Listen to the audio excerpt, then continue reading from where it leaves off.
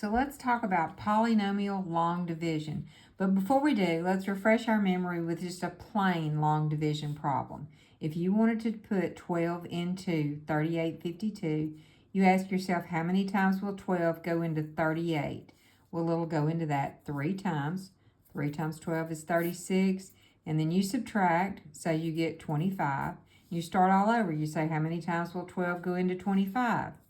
2 times. 2 times 12 is 24. And then you subtract 1, and you bring the 2 down. And then it starts all over. 12 will go into 12 one time.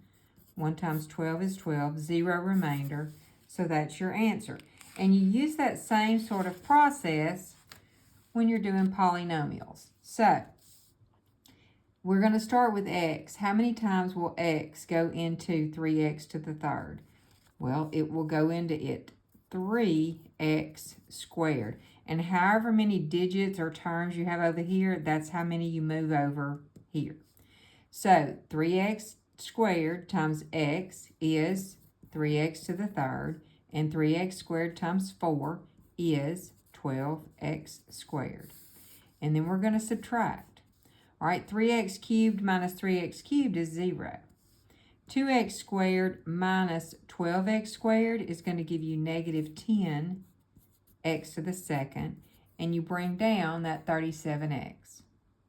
All right, now, how many times will x go into negative 10x squared? Well, negative 10x times. So when you multiply negative 10x times x, you get negative 10x squared. Negative 10x times 4 is negative 40x.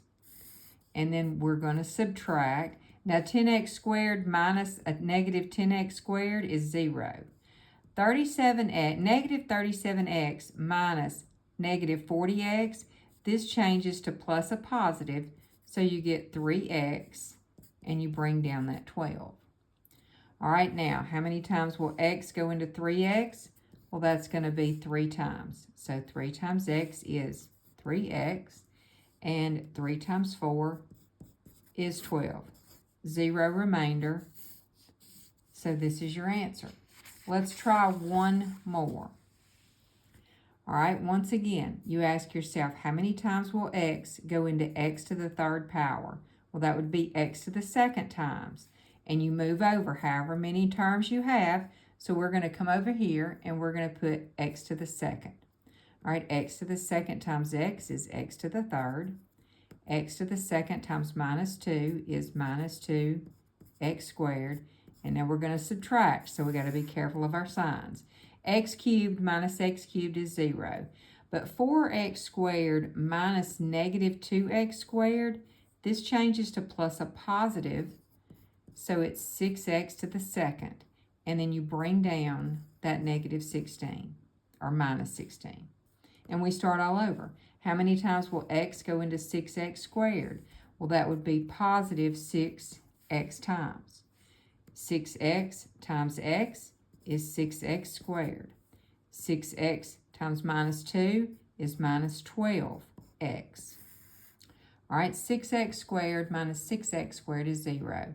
16x, and we are subtracting, minus a negative changes to plus a positive. And 16x plus negative 16x plus 12x is negative 4x. Bring down this plus 8. All right, one more time. How many times will x go into negative 4x?